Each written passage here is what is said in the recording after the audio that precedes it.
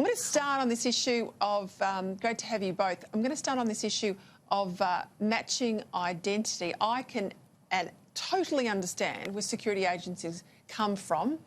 They want to match the human facial images of people to very clear ID, so that if crimes are committed, they know very quickly, is that person linked to, say, a terrorist cell, or have they come to the notice of police before and intelligence agencies?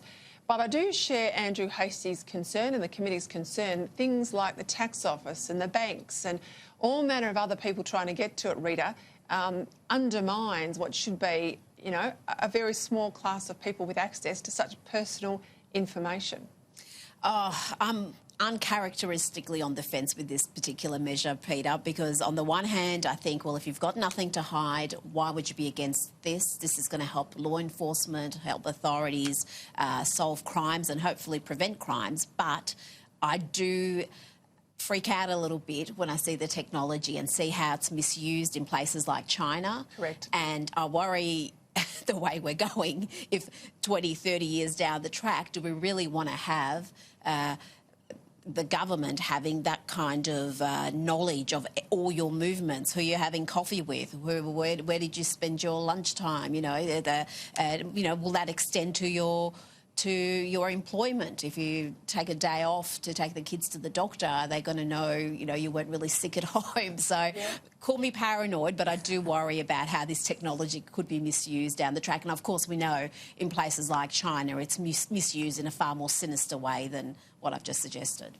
Yeah, and Corinne, I remember there was a review in relation to metadata a number of years ago about the class of entities that had access to people's, or the capacity to have a warrant, have access to people's telecommunications. And I, naively, and I've been around the system for a long time, thought we're just talking about defence and ASIO and ASIS and, you know, serious intelligence agencies. I tell you what, I was absolutely blown away that it went right down to the RSPCA and local councils who could tap your phone over very minor issues like your bin, was it out there enough, or council rates or council fines. Now, that's not what most Australians would allow access under a warrant regime for.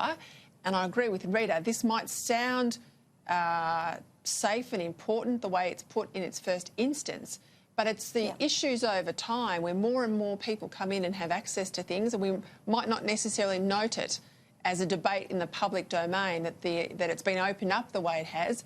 That's the real worry. Do you know, it's interesting listening to both of you speak. I don't feel concerned about this at all. I have nothing to hide. I guess I kind of presume that it's already happening. But obviously it's really important to get it right. And I think, you know, we've seen what happens when parliamentary process doesn't do its thing and bills are rushed through. Just look at Medivac for, you know, an example of that. We need to take our time, we need to get it right, and it's really important. You know, there were three things that the committee really highlighted that weren't there in this bill, and that was safeguards, oversight and transparency, and all three of those things are really, really important. I understand that there are fears around it, but I think we have to just accept that this is the way the world is going. But we have to get it right.